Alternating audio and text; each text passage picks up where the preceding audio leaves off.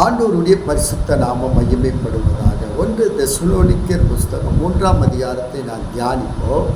இந்த அப்போஸ்தலனாகிய பவுல் இந்த சபைக்கு சொல்லுகிற, அந்த சபையில் ரொம்ப உபத்திரமாக இருந்ததுனால அப்போஸ்தலனாகிய பவுல் தீமோத்தேயுவை அனுப்புகிறார், அவங்க விசுவாசத்தை பலப்படுத்தும்படியாக.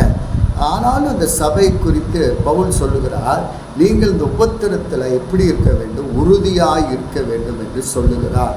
2வது சொல்லுகிறார், இந்த உபத்திரத்தில் நீங்கள் அசைக்கப்படாமல் இருங்கள் என்று சொல்லுகிறார். 3வது சொல்லுகிறார், இந்த உபத்திரத்தில் நீங்கள் கர்த்தருக்குள் நிலைத்திருங்கள், விசுவாசத்தில் நிலைத்திருங்கள் என்று சொல்லுகிறார். இந்த நாட்கள் எங்கே பார்த்தாலும் சபைக்கு உபத்திரங்கள் இருக்கிறதை நம்ம பார்க்கிறோம். எங்கே பார்த்தாலும் உபத்திரங்கள், சபையை இடித்து கொண்டு இருக்கிறார்கள், ஊழியர்களை சிறைச்சாலைகளே போடுகிறார்கள். எங்கே பார்த்தாலும் உபத்திரம். இந்த உபத்திரத்தில் மத்தியில் உங்களை பார்த்து, சபையை பார்த்து ஆண்டவர் சொல்கிறார், நீங்கள் உறுதியாய் இருங்கள் என்று சொல்லுகிறார். அப்போ நீங்களும் நானும் கர்த்தருக்குள் உறுதியாய், சபைக்குள் உறுதியாய், தேவனுக்குள் உறுதியாய் இருக்க வேண்டும். அதுதான் இயேசு சொன்னார் பாருங்க, ஒருவன் என்னை பின்பற்ற விரும்பினால் தன்னைத்தானே வெறுத்து சிலுவை எடுத்துக்கொண்டு என் பின்பற்றுகிறவர்கள் சீசர்கள் என்று சொன்னார். அப்போ சிலுவை எதை குறிக்கிறது? உபத்திரத்தை குறிக்கிறது, பாடுகளை குறிக்கிறது. அப்போ அந்த உபத்திரத்தில் நாம் நிலைத்து நிற்க வேண்டும்.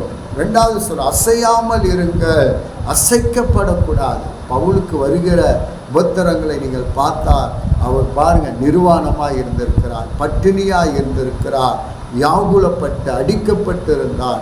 அப்படி இருந்து அவர் சொல்லுகிறார், தேவனுடைய அன்பை விட்டு என்னை பிரிப்பவன் யார் என்று சொல்லுகிறார். அப்படி அசையாமல் உறுதியாய் இருந்தார். நாமளும் தேவ பிள்ளைகள் வருகிற பாடுகளில் அசையாமல் தேவனுக்காக உறுதியாக இருக்க வேண்டும். 3வது, நாம் நிலைத்து நிற்போம், விசுவாசத்தில் நிலைத்திருப்போம், ஜெபத்தில் நிலைத்திருப்போம், வேத வாசிப்பில் நிலைத்திருப்போம், அவரை நாம் பின்பற்றுவோம். இறுதி வரையும் நாம் எவ்வளோ பாடுகள் வந்தாலும் இறுதி வரையும் நாம் தேவனை நாம் ஆராதிப்போம், பின்பற்றுவோம். கர்த்தர் நம்மளை ஆசீர்வதிப்பாராக. இந்த அதிகாரத்தை வாசியுங்கள், தியானிகள்.